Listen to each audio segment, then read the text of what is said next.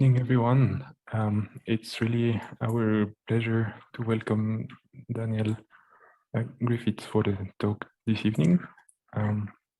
We've prepared a couple of introduction slides and yeah, a few housekeeping notes. Would be nice if everybody could stay mute while the talk is on, and also to pose the question in the chat and to keep them towards the end. For the introduction of the society, this is taken from our 2017 introduction video. You know, many of the textbooks that we are reading and studying from in electrical engineering are written by people who are part of this society. And I always wish that I could meet those people, and including, for example, Professor Adel Sedra and Casey Smith, who've written one of the most read textbooks probably in electrical engineering. And so by becoming a member of the society, you would be able to actually go to conferences, you could meet these people, and I think that was a great motivation for me. It's been one of the key elements of my career, and you have the opportunity to meet and become friendly with all the leaders in the field from around the world. I've been able to keep up with rapid changes by rubbing shoulders with all the other folks that come to these meetings and are members of the society, and being able to call them up between meetings if I have a question. It really actually helped me to have a lot of networking opportunity, and that really keeps me up to date with all the latest advanced technology that are being developed in our field, which really changes very quickly. I think there are a multiple level of benefits for students to get involved early. Just try to bring the community feel to the members. So now we've created the Women in Circuits program, which is really key because it's creating that community where you have other people that you can connect with, that can be your mentors and support you. So through the years, because of the Women in Networking Lunch, I've written letters for women that are up for promotion and tenure, and really tried to help support and build and grow their careers. And you want someone you can trust, and by having this network of both male and female leaders in your fields, this helped me a lot, and I could, with little questions, big questions, I could just ask people's advice. For me, it's two-sided. One, I learn a lot from Solid State in terms of the journal and opportunities and network opportunities. Plus, because of my volunteering, I improve my leadership skills and the mentor. Having access to people who you can collaborate with, you can interact with, has been really, really important. It gave me the big family that I was somehow missing in my day-to-day life. So it permitted me to keep a global view all the time. SSCS gave me access to the best people in my field and allowed me to grow tremendously as a graduate student, as a junior faculty member, as an IEEE fellow, and now as the program chair of the ISSCC. It helped me elevate my career at many different levels. It kept me up to date technically, and it allowed me to make many international connections that I would have otherwise not had.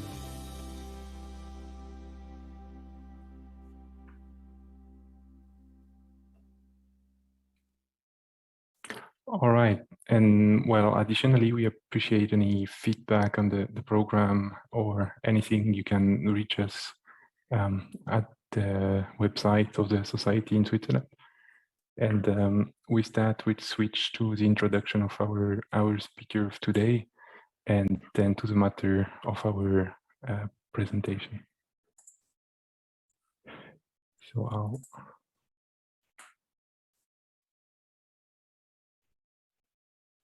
Okay, thank you very much for that. I just want to say I'm very happy to be here today.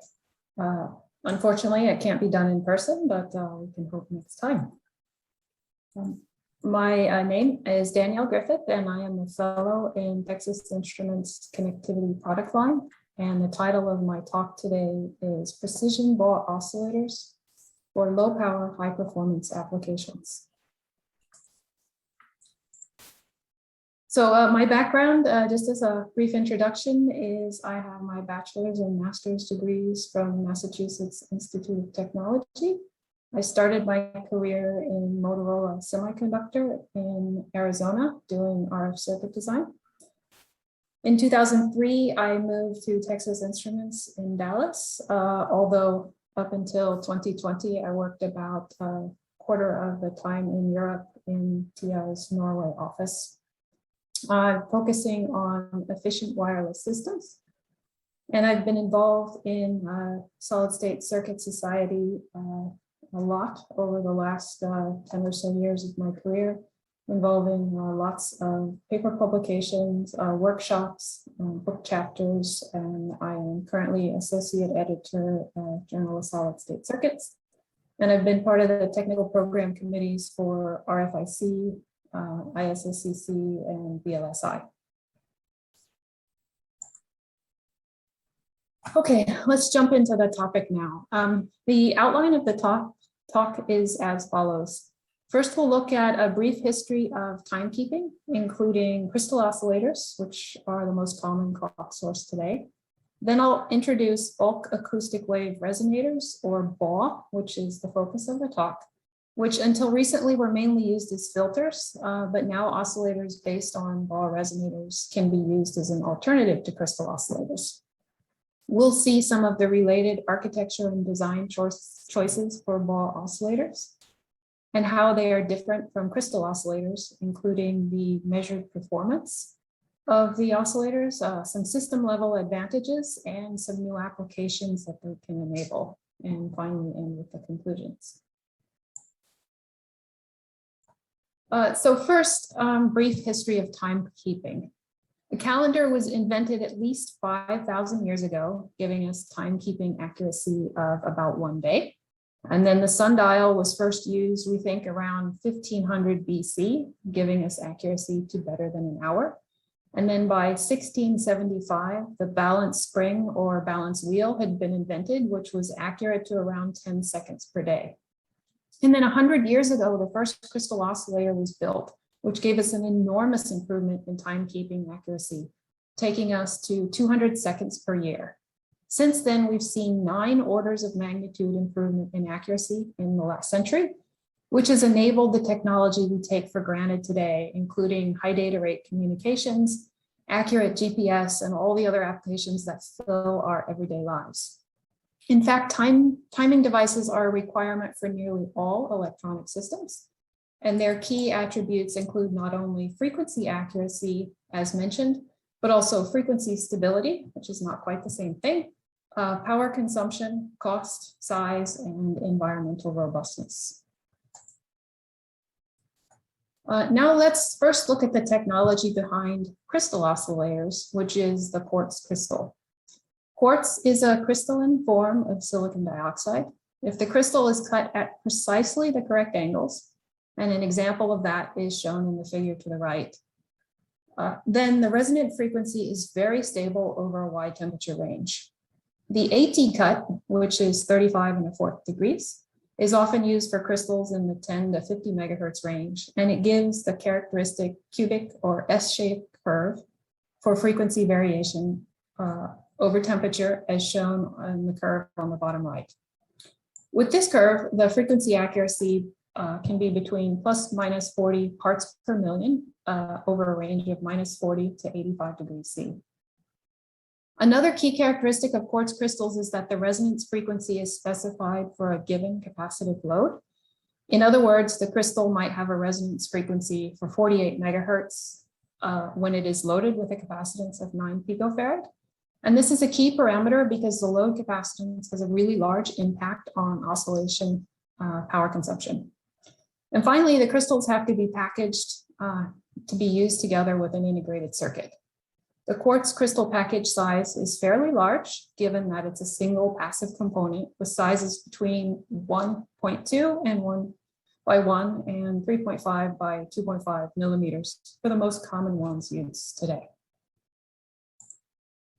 So a crystal, together with active circuitry, which is a sustaining amplifier, form a crystal oscillator. There are several advantages of crystal oscillators. First, it's a mature technology, significantly predating integrated circuits. The crystal oscillator is 100 years old this year, and even though the technology is that old, papers are still being published at ISSCC nearly every year with advances in crystal oscillators. Next, the crystal has a really high quality factor, typically greater than 30,000, which has 2 advantages. First, it enables very low power consumption for the oscillator of around 10 microwatts per megahertz in commercial products. Of course, you'll see academic publications that are much lower.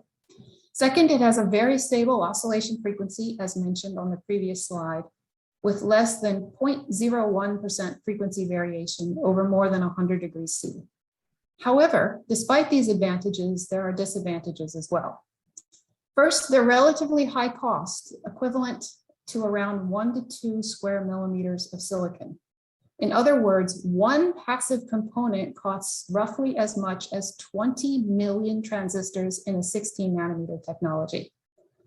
Also, the size is not that small. The most common size today is 2 by 1.6 square millimeters, and this limits integration. In the figure, you can see that 2 crystals are about the same size as an IC. Next, the frequency accuracy, although really good, it starts to degrade quickly at the temperature extremes as shown in the middle figure. Also, the high quality factor is an advantage for frequency stability, but that means that the startup time is very long, which can be a disadvantage in duty cycled systems. Also, although it is less well known, crystals can be sensitive to shock and vibration, and they can even fail in harsh environments. They also have frequent supply issues, meaning that it's hard to get them for your production in production quantities, especially over the last year. And they can have a lead time of 12 to 26 weeks before you can before a manufacturer can get the crystals they've ordered. So we've seen that an advantage of crystal oscillators is that they're high frequency accuracy, which is critical for most communication systems. So examples of requirements are plus minus 500 parts per million for high-speed USB, plus minus 50 parts per million for Bluetooth Low Energy, and plus minus 20 parts per million for Wi-Fi. Other technologies such as GPS and 5G require even more accurate reference frequencies than this. As mentioned, a high quality factor leads to better frequency stability, but it also gives an oscillator with lower noise and lower jitter and lower power consumption required to sustain the oscillation, which is all good. So in the figure to the right, a simple diagram of an oscillator is shown with the 4-element model, lumped element model of the quartz crystal inside of the box. Using this model, the quality factor, or Q, of the crystal is given by 1 over the resistance times the square root of the motional inductance over the motional capacitance. The crystal usually has a high Q, enabling accurate frequency over a wide temperature range. But that means the startup time, as mentioned, can be pretty long, thousands of oscillator cycles, which cause the startup energy to be a limiting factor in duty cycled systems, where the oscillator needs to turn on frequently. So given the drawbacks to the crystal oscillators, we have to ask what other alternatives there might be. One possibility that's been used in some applications is an on-chip differential center-tapped planar inductor used to create a voltage-controlled oscillator or a digitally controlled oscillator. So the inductance is determined by the total length of the metal, and it's possible to create values in the range of a few nanohenries, which mean that completely integrated oscillators with frequencies above a few hundred megahertz are possible. So the quality factor is determined by the inductor diameter, metal, thickness, via resistance, substrate loss, and so on. And it can be in the range of maybe 15. So a relatively large area is required, maybe 100 by 100 to 500 by 500 microns, which although it's much lower cost than a crystal, it's still fairly large. And these oscillators will typically have a worse than plus minus 1% frequency accuracy when there's no temperature compensation, which means that you're going to need then 20x to 500x improvement in stability before you can use them for communications, particularly wireless communications, which is challenging. In other words, the quality factor just isn't high enough. So if integrated passives don't give us a high enough quality factor, what else can we consider?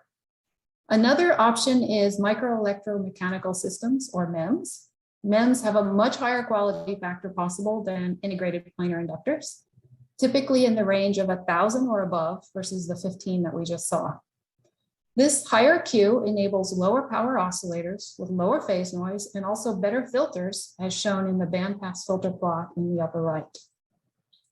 Examples of MEMS in the marketplace are SAW, or surface acoustic wave resonators, and BAW, or bulk acoustic wave resonators. These are used extensively in filter and duplexer products, and every phone has at least 20 inside of it already. So although billions of BAW and SAW devices have been manufactured for use as crystals, they haven't been so often used to create oscillators. The first BAW oscillator, though, was published in 1976, and you can see the reference here, but it was not released as a commercial product until 2019.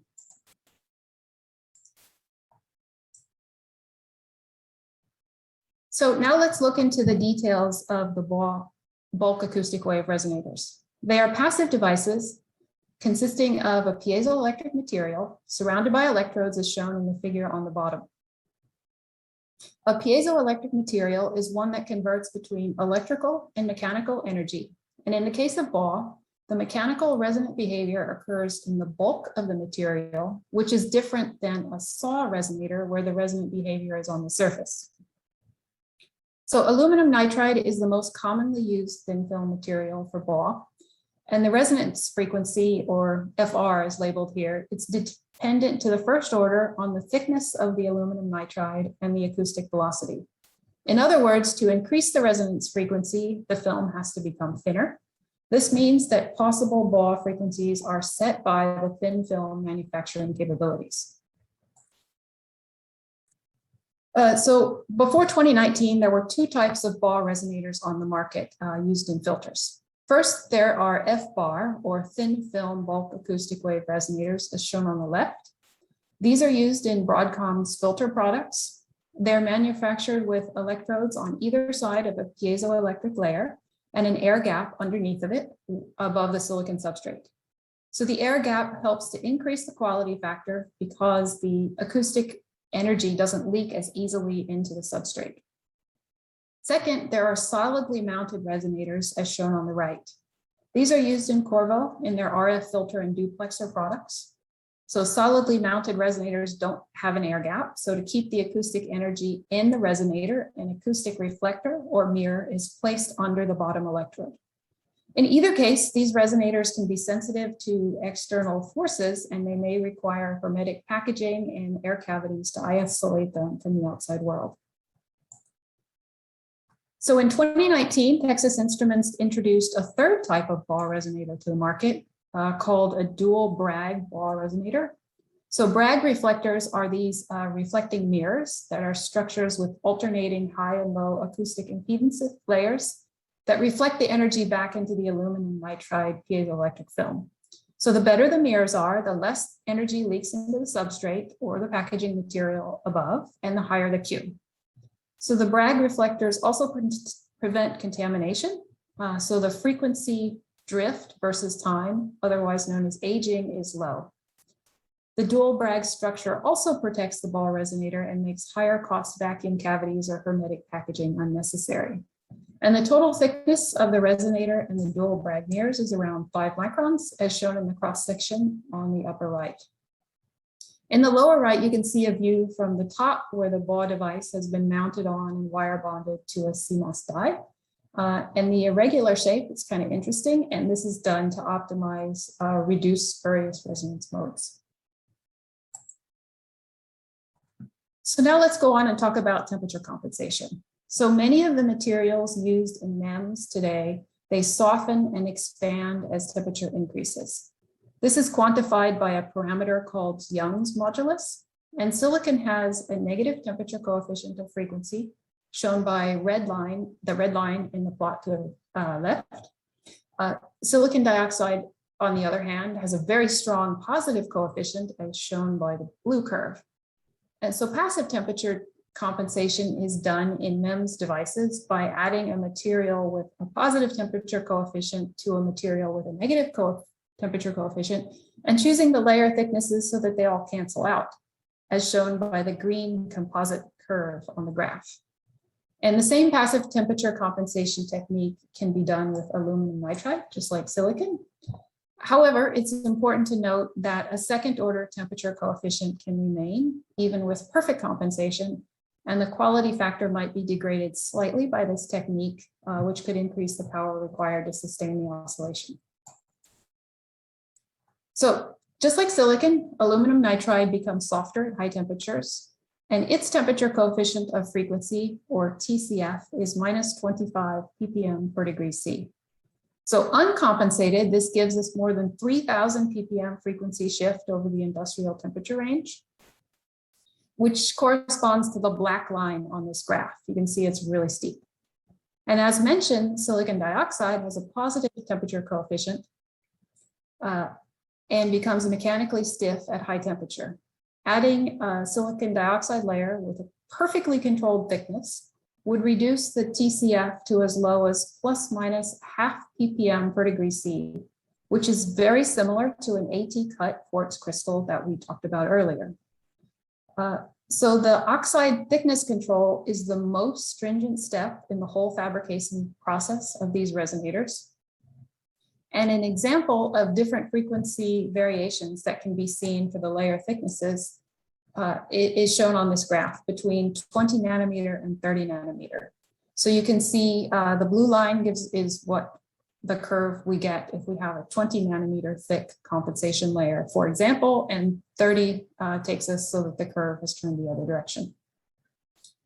Now, manufacturing tolerances are unfortunately not typically precise enough to add exactly the right thickness of the oxide. So in reality, we end up with something that can vary up to 300 ppm over the entire temperature range, or maybe a little better.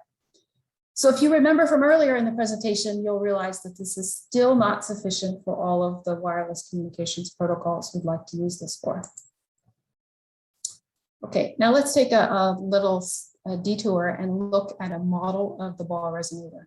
So just like the crystal, it can be modeled by the 4-component modified Butterworth Van Dyke model topology shown on the bottom. The resonator appears inductive between the series and parallel resonance frequencies, as shown in the graph of impedance versus frequency. And the parallel quality factor is the resonance frequency divided by the 3 dB bandwidth.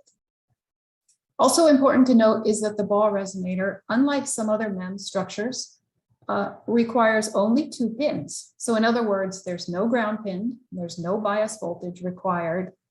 And also, we can note that the resonator has a high impedance at DC, so you can't use it with the same oscillator topologies as those which are used for inductive loads or LC tanks. So it's not a drop-in replacement to your high-frequency VCO you have today. It looks more like a crystal. And so although BAW oscillators weren't used in commercial products until 2019, they have been published a lot since the first one I've seen in 1976. So some of the architectures that have been published are shown in the next 2 slides, just as an examples. First, if we look at single-ended topologies, there was a Butler architecture published in 2006 by NXP. The disadvantage of this topology was that the BAW resonator and the LC tank frequencies have to be matched to within a few percent. But the results came out quite nice. The BAW resonator had a passive temperature compensation and achieved 5 ppm per degree C with a Q of 700 at 2 gigahertz and consumed 1.4 milliamp. The Colpitts oscillator was published in 2007 by STM. This topology is actually quite commonly used, so this is just one example paper of it. It achieved around 600 ppm frequency variation with a Q of 600 and a current consumption of 4.8 milliamps. Both of these oscillators were in BiCMOS and operated at relatively high voltages. In 2007, a differential architecture was published by the University of Washington using current source loads and frequency tuning. The work achieved around 600 microamp current at 2.1 gigahertz and 130 nanometer CMOS. In 2009, a differential Colpitts structure with capacitive tuning showed good temperature stability at 2.5 gigahertz, consuming 10 milliamps in a 0.25 by CMOS process. Okay, just 1 second. I guess I need to admit people from the lobby. How do I do that? You should just click on the participant icons, and then there is a not meet all button. Okay, That got would it. be okay. Yeah. Many Yes, thanks, Daniel. okay. Sorry for the disturbance. No, that's fine. Sorry, I didn't see that chat before then. Okay, and then the third one here is a topology example from 2011, where a complementary differential architecture was used to achieve low phase noise with only 675 microwatt power consumption at 2.5 gigahertz and 180 nanometer CMOS process. So several other BAW oscillators have been published over the years, but these slides are just showing you examples of typical architectures and achievable results.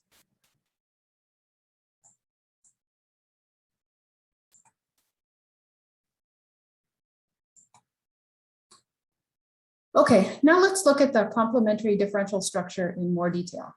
So on the schematic diagram to the right, the BAW resonator is stacked on top of and wire bonded to a base CMOS die. The two NMOS transistors at the bottom are used to provide common mode feedback, and a PMOS current source at the top provides bias current. So unlike traditional LC VCOs, there are 4 modes possible for this BAW oscillator. Let's look at them in order of increasing frequency. First, the capacitors CD are added to remove or to provide DC decoupling. If they're too small, the oscillator will latch. And if, on the other hand, the value of CD is too large compared to the equivalent load capacitance CL, you can end up with a parasitic oscillation that gets triggered. And so then the third mode listed here is the actual desired oscillation at the loaded resonance frequency of the BAW, which for most resonators is in the 2 to 3 gigahertz range, just due to the aluminum nitride thin film manufacturing capabilities.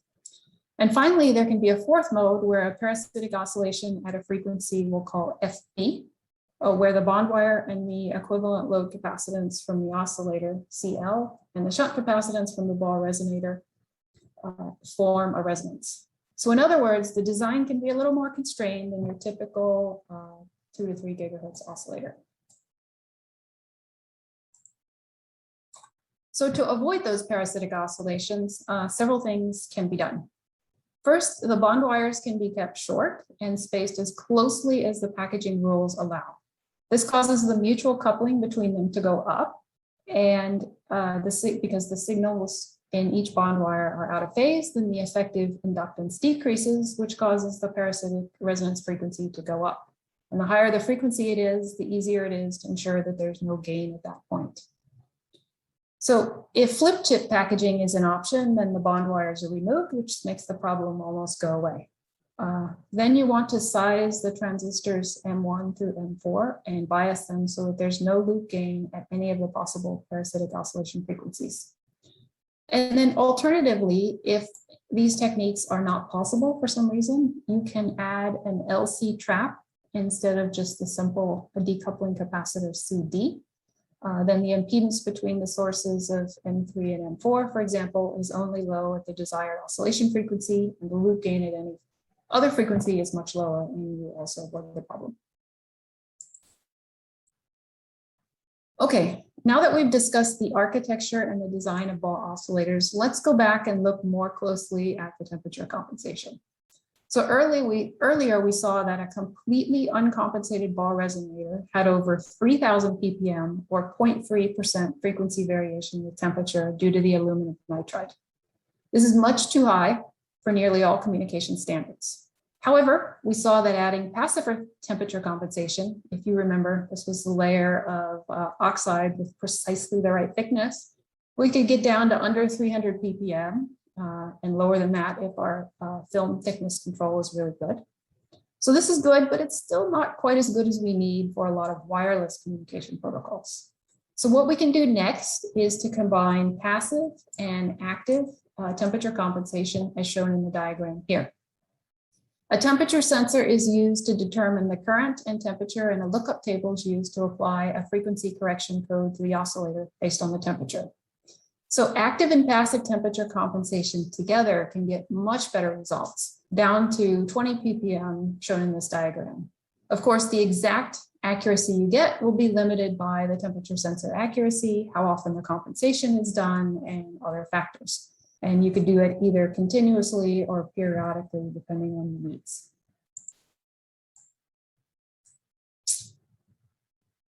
So the temperature sensor used in the active temperature compensation can be implemented in different ways.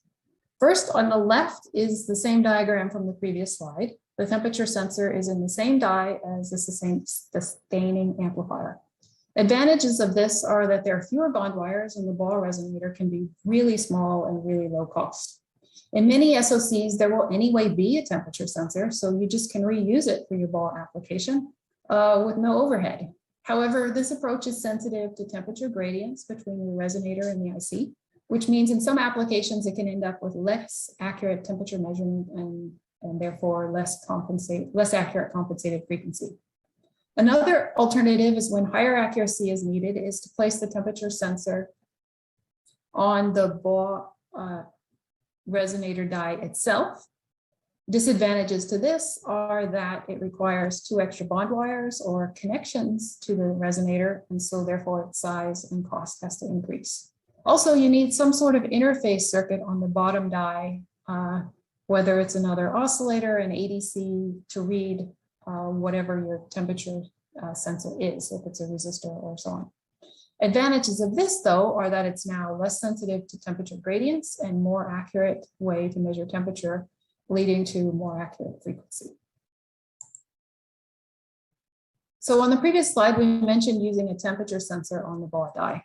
For crystals, this often gets implemented as a temperature sensor resistor. So it's a resistor packaged together with the crystal that has a high temperature coefficient. Then if you measure the resistor, it gives you an indication of what the current temperature is. For the BAW technology, though, a really nice idea is to use 2 BAW oscillators and compare their frequency. One of the BAW resonators, labeled BAW1 in this diagram, it has the passive temperature compensation layers just completely removed, while BAW2 has the passive temperature compensation layers there, as we've discussed. So then there are 2 frequencies as a function of temperature are shown in the bottom plot.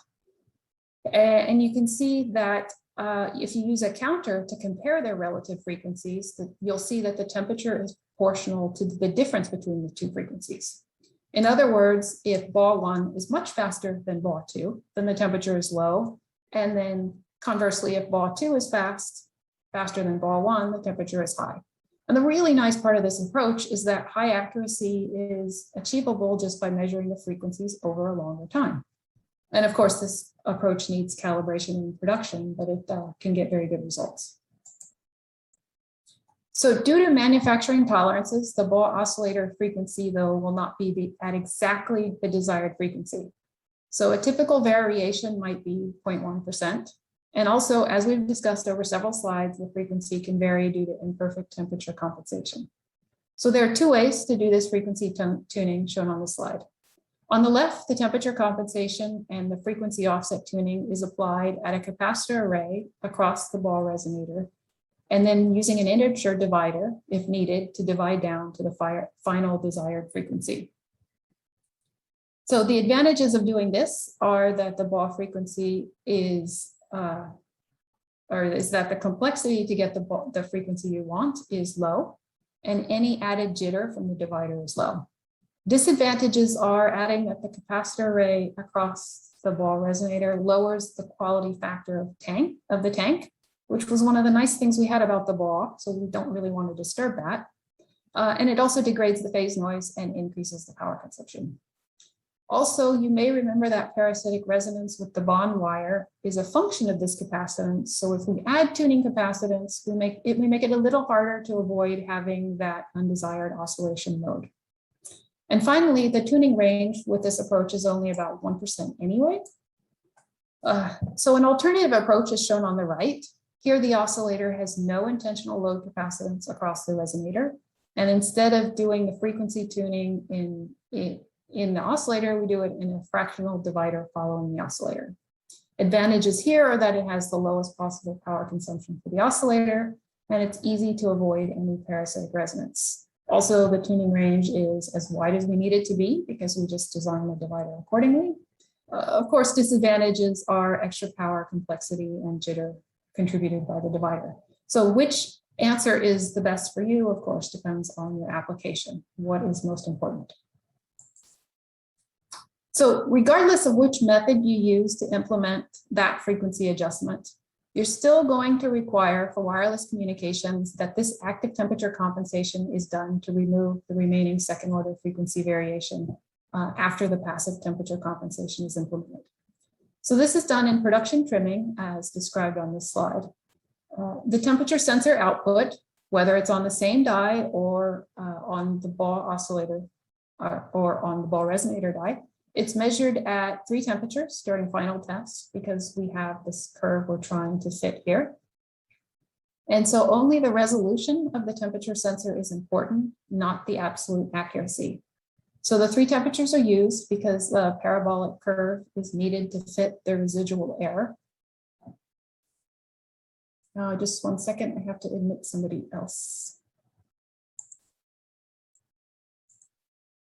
I don't know how. Let's see.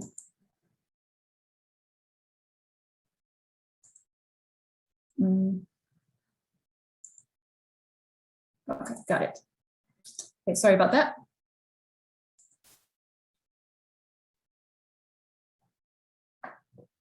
So, okay. All right, so we measure the 3 temperatures and we use that to fit the residual error of a resonator with the passive temperature compensation. So we do a parabolic curve fit with the equation that's shown at the bottom of the slide And here in this equation, TC2 is the curvature of the parabola. TC1 is the slope of the curve, which should be under 2 parts per million per degree C if our temperature compensation was implemented properly. And then TC0 is the offset due to the process variation, expected frequency shift due to soldering and aging. And so during operation, temperature compensation can be done by interpolating at any point on the curve as needed. So then this slide shows how the active temperature compensation is applied in an application with a 2.4 gigahertz radio. Okay, I see, I just got a question, and that was about what temperature sensor resolution is needed for production trimming. Okay, that's a good question. It really comes down to the final application. So this curve that we see here, we get a few ppm. I think it's like around, for this particular curve, it's around 1 ppm slope per degree C. So it depends on what our final accuracy needs to be. If our final accuracy needs to be just a few ppm, then we'll need a very accurate temperature sensor. But if our final accuracy can be like for some wireless standards where 20 or 40 ppm is sufficient, then our resolution of our temperature sensor can be several degrees C. So it depends. And then the question could be, is 3 temperatures actually enough? For a lot of the low-cost wireless where we need 20 to 40 ppm frequency accuracy, then 3 temperatures is enough. If you have an application where you're trying to get a few ppm accuracy, like total error in the end, you may want more temperature insertions and a higher quality, a more accurate temperature sensor.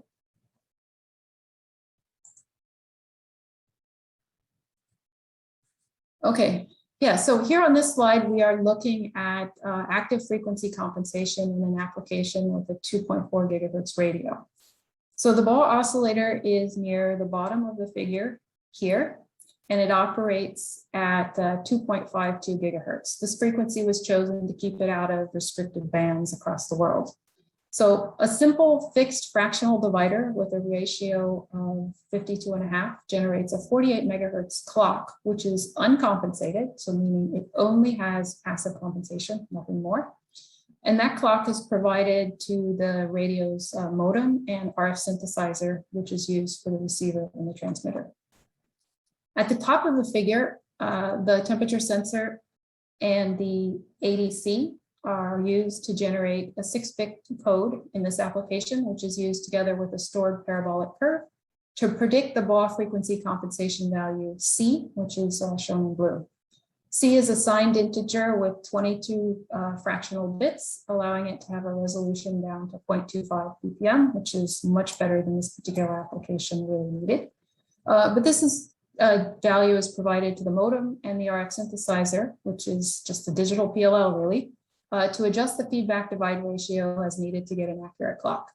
So then if we add in all of the error sources, the final 2.4 gigahertz RF frequencies are accurate to better than 20 ppm. And in this particular case, the radio operates in a duty cycled mode and a new compensation value C is generated either right before the radio is enabled or when the temperature is changed by 4 degrees C. So going back to that previous question, here 4 degrees C is about how accurate the temperature sensor. The temperature sensor is about 2 degrees C resolution, and then we update every 4 degrees C. So this slide shows some measured results for this active temperature compensation as described on the previous slide. The error is plotted on the y-axis versus the temperature on the x-axis, and results were measured on 80 devices at the RF synthesizer output, which is 2.4 gigahertz. So any error in the reference clock shows up directly at the RF output. So the 1 ppm error in the reference will give 1 ppm error in the RF. So first, the red points are with the active temperature compensation disabled. And here we can clearly see that the passive temperature compensation from the BAW resonator has a residual second order error, as we expect. And then we can also note that although the passive temperature compensation has little variation, and the red measurements are still fairly tightly grouped, they're not falling within the plus minus 40 ppm that we needed for this Bluetooth low energy application. However, when we turn on the active temperature compensation described in the previous slide, the total error falls under 10 ppm, which is within the spec. So then we can see that the combination of active and passive temperature compensation is really effective to take a resonator that had 3000 ppm frequency variation to start off with, and we brought it down to 10. So now we can use it for wireless communication systems.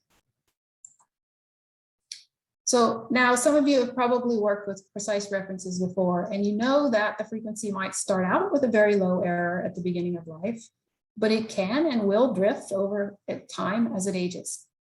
So one of the issues using BAW resonators to build precision oscillators earlier was that some of the structures were susceptible to contamination. And contamination fundamentally involves particles landing on the resonator, increasing the mass and decreasing the frequency. Or they can have outgassing, which means the mass decreases and that the frequency increases. And so the BAW resonator I've described in the previous few slides, we operated it continuously and the frequency was measured. I think this test has probably been running close to 10 years now, but this is a snapshot of the data. And the frequency shift or aging is plotted on the y-axis in versus time in hours on a log scale on the x-axis. And we see logarithmic aging, which is indicative of a slight resonator stress relaxation. And then when we extrapolate 10 years of continuous operation, we can see that about 10 ppm frequency shift on average. So this is quite low. It's only a little bit more than what your lowest cost crystals experience. And so then when we sum this together with all the other sources of error, we can get a frequency accuracy that's still good enough for many wireless communication standards. So another consideration for a new type of frequency reference is how well it performs in harsh environments. So here we've tested the BAW resonator under mechanical shock according to the military standard 833H, which involves a peak acceleration of 1500 G with a pulse duration of 500 microseconds on 3 different axes with 5 repeated shocks. This slide shows a picture of the test setup and the shock table controller that was used. The oscillator together with the BLE radio was kept operational during these tests. And here we can see the results. The SOC frequency system clock is measured using the integrated BAW, shown on the left in green, and an external crystal shown on the right in red. The instantaneous frequency is plotted on the y-axis versus time on the x-axis. And we can see that the integrated BAW shows about 4x better immunity to shock than the external crystal. In other words, about 1 to 2 ppm frequency shift for BAW versus 4 to 8 with the crystal. So this is good news for systems operating in harsh environments. And it's really just due to the BAW resonator having a much lower mass than the crystal, so it's less affected by shock. And examples of where this matters include factory monitoring, industrial applications, power tools, and even smart golf balls. So another relevant test for electronics operating in harsh environments are how they perform during vibration. There are 2 military standards that define these tests, one for sinusoidal vibration and one for random vibration. The first one moves the DUT 1.5 millimeters with 4 to 10 G with a frequency between 20 hertz and 2 kilohertz. The second uses random vibration again on all 3 axes. And the test setup we used is shown along the bottom of the slide. And so here we can see the results. Again, the SOC clock is measured when it's generated by an integrated BAW on the left and an external crystal on the right. This time, the phase noise is plotted on the y-axis versus offset frequency on the x-axis. And the different rows of the plots are for different types of vibration, either sinusoidal or random. And we can see that the BAW and the crystal show about the same increase in noise and spurs under vibration. And further debug that showed that this is because we're here just limited by spurious resonance modes of the PCB, and we're not actually seeing impact from either the crystal or the BAW in these vibration tests. So a third test that was done to check environmental robustness was to measure stress sensitivity. Here we have the oscillator frequency being measured while a force is applied directly on top of the package and swept up to 80 pounds and then back down again. And we see that the frequency when we do this test shifts less than 2 ppm with a little bit of hysteresis. And it's really very similar to what we see if we press directly on a crystal package. And so stress sensitivity matters for 2 reasons. First, when an IC is soldered down to a PCB, the stress on the package changes. And if the BAW was sensitive to stress changes, then the temperature compensation that we've spent so much time talking about wouldn't really work very well anymore. And also the PCB itself experiences stress during use. And while that's happening, the frequency still has to stay within the spec so that your wireless protocol keeps working and you maintain your link. So in other words, we have to add any stress sensitivity you see here directly into our frequency error budget. This slide shows some die and packaging photos of the BAW resonator and how it's been used. On the left, we see it stacked on top with a close-up view wire bonded to the die below. In the middle, we see it in a 4x4 QFN plastic package with a Bluetooth low energy radio. And then on the right, it is in a 7x7 QFN. And in each case, you can see how really small it is. It's only about 400 by 600 microns. Not so different than a simple integrated inductor on the silicon. So now let's look on at some fun things.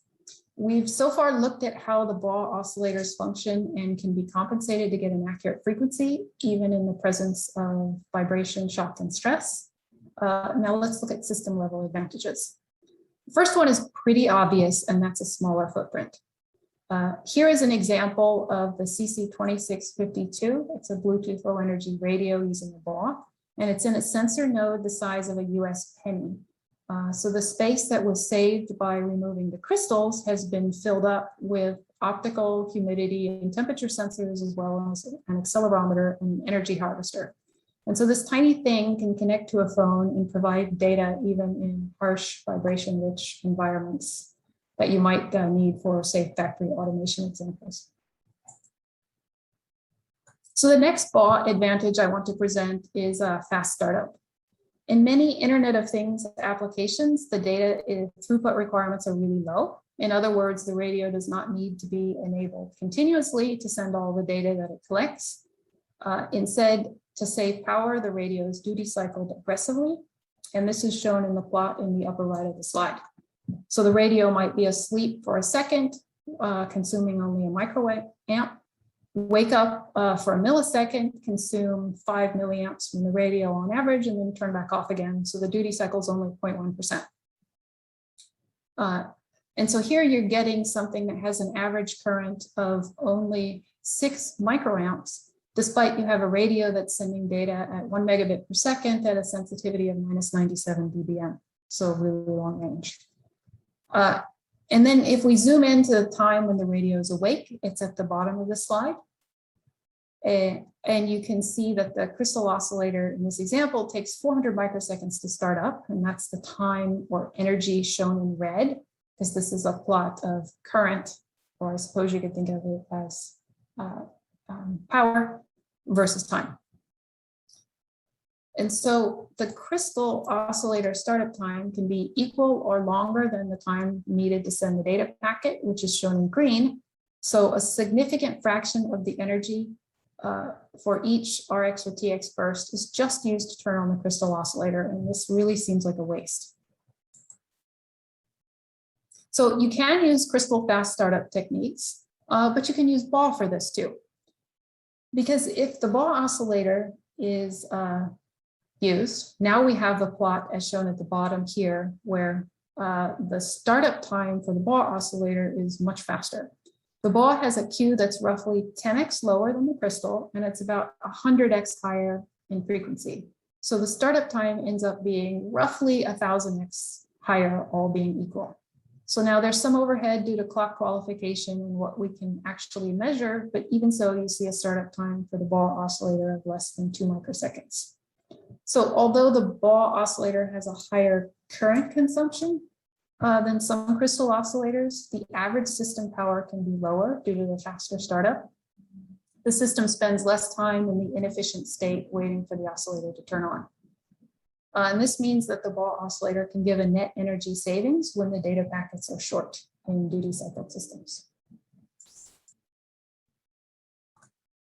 Now, BAW oscillators are usually limited to between 1 and 3 gigahertz due to the thin film manufacturing capabilities. And crystals, on the other hand, are limited to something under 100 megahertz and under 60 megahertz for the low-cost crystals, also due to manufacturing capabilities. Traditional Wi-Fi and Bluetooth products have used below 60 megahertz crystal oscillators as reference clocks for the RF synthesizer. And although there are some that are moving to 80 megahertz as the standards advance and the crystals become more widely available. However, this is not the best choice for phase noise performance for the radio. So if we look at the basic PLL block diagram shown in the upper right, typically the loop bandwidth needs to be limited to about 1/10 of the reference clock FREF. So in the plot on the bottom, the pink curve is phase noise at the output as an example. And you can see that the loop bandwidth is somewhere around the 100 kilohertz range, and the in-band phase noise is around minus 100 dB. But if the FREF was higher, then the loop bandwidth can be pushed out. And this corresponds to the blue curve, where the loop bandwidth is around 10x higher and the in-band phase noise is more than 10 dB lower. So the BAW oscillator is nice then that it allows your PLL loop bandwidth to be wider because your FREF is higher. And so you can lower the in-band noise due to a lower divide ratio N and lower noise from your PFD. So having the BAW available as a reference means that you as the designer have a wider choice of divide ratio in the figure, which is M in the figure, and you can optimize the FREF based on your performance and not on what crystals you can actually get. And it also helps reduce the system cost because the higher frequency crystals, like around 80 megahertz to 96 megahertz, are still more expensive today than some of the lower frequencies. So to take these ideas even further, we can look at an architecture published in eCirc in 2017 for a multi-channel ISM band transmitter using a BAW oscillator.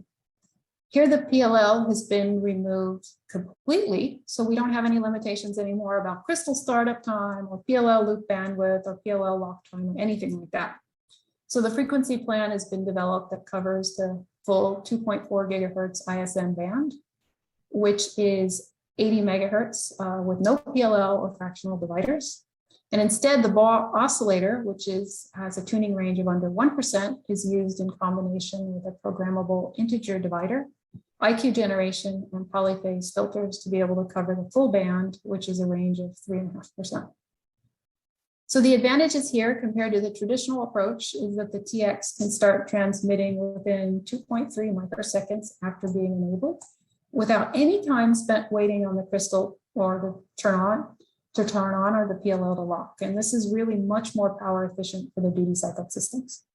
And this is a really nice paper with they give some examples of what new techniques you can do with BAW resonators, and I recommend you check it out for more details. And so BAW oscillators are also useful for applications outside of low power duty cycle wireless systems. They can also provide an advantage in clock jitter cleaning applications. And in case you aren't familiar with those, they typically consist of two series connected PLLs, as shown in the figure, used to generate high frequency, low phase noise output clocks. The first PLL takes in a noisy reference clock and outputs a cleaner, lower jitter version of it. And then the second PLL generates the high frequency output. And the plot in the bottom right of the slide shows a simulation from the total noise of the PLL, that's in pink, as well as the other noise contributors. And you can see that the noise at the output of the first PLL is dominated by the VCO far out, which is the blue curve. And so typically the VCO would be implemented with an on-chip LC VCO. And if you remember from the beginning of the presentation, the tank Q might be something on the order of 15 here. So instead, if that VCO was replaced with a BAW oscillator, the tank Q goes way up, maybe up to 1,000, and the VCO phase noise drops drastically. And therefore, the output clock from the first PLL becomes much lower noise, and the jitter cleaner is a whole lot more effective. And finally, I'd like to present an advantage that's completely different from any we've talked about so far, and that's security. Security usually brings to mind data encryption requirements, and you'll see that I see that they'll use AES 128 security, they have random number generators, firewalls, all sorts of other security measures. But even with all of these fancy techniques, the ICs can be compromised by glitching the clock. So let's look at an example of that here. So in the green box on the top, we have the intended operation. At the first clock cycle, an instruction is loaded into the CPU. And at the second clock cycle, another instruction is loaded and the first one is executed. And then on the third clock cycle, a third instruction is loaded and the second one is executed. And let's assume, though, that we're using a crystal oscillator, which of course means that a pin on the device is accessible to the outside world with the clock source on it. Now in the red box, at the first clock cycle, the first instruction is loaded. And then somebody injects a glitch on that crystal pin.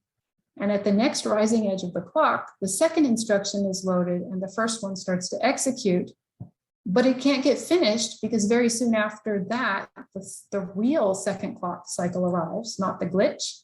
And the third instruction is loaded and the second one starts to execute. That means the first instruction just got skipped. Now, if that instruction was a password check or something that's similarly critical, it just didn't happen. And this is a bit of a simplified example, but there are websites out there that show you exactly how to do this. Chip Whisperer is a good example if you want to try it yourself. The key point here is that all of the fancy encryption you build into your design in the end is no stronger than the security of your clock system. And the BAW here is a great way to completely get around the problem by having an entirely internal to the device and not exposed on a pin. And some of you might be thinking, wait a minute, can't we just filter out the glitches that get injected on a pin? Yes, we can, and that's what's listed here as solution one. Here we do that, but it isn't a foolproof system. And the reason for that is some MCUs support a really wide range of crystals, 4 to 80 megahertz, for example. So if you have a glitch at 4 megahertz, it's the same width as the entire clock pulse at 80 megahertz. And then you need a programmable glitch filter, and it just gets a lot more complicated. Another option is listed as solution 2. Here we use an internal oscillator and lock it to the crystal oscillator with an FLL, as shown in the image. And then any customer of the clock that can tolerate degraded jitter uses the output from the FLL. And only those that need a low jitter, which might be a radio or a high precision ADC, use the clock that could have a glitch. And then if any glitches get injected, they get filtered out by the FLL and they're only seen by those that are using the low jitter clock. So again, this can be done, but it's not a perfect solution because you maybe get your radio transmission disrupted by some hacker. And so finally, solution 3 is what we just mentioned on the previous slide.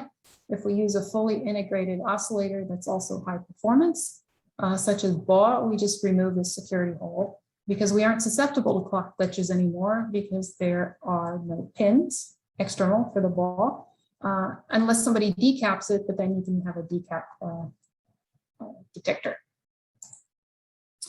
So in conclusion, we have introduced bulk acoustic wave resonators. Billions of them have been sold over years as filters and duplexers, but only recently have they been started to be used in clocking circuits. They're an advancement over 100-year crystal technologies in some ways, and BAW resonators need both passive and active temperature compensation. We talked about that quite a bit. But once that's used, they enable reduced size and cost. They improve frequency stability compared to crystals, especially at the temperature extremes. And they're more robust to shock and vibration due to the lower mass, which makes them extremely interesting for harsh industrial environments.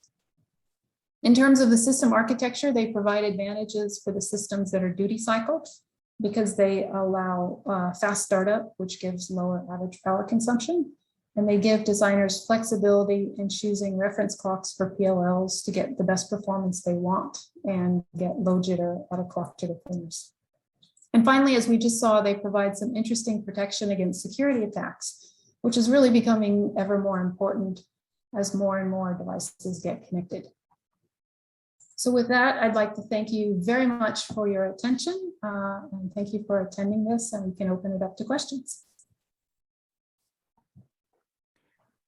Many thanks. Very, very nice talk and a lot of remarkable details in there. I would just take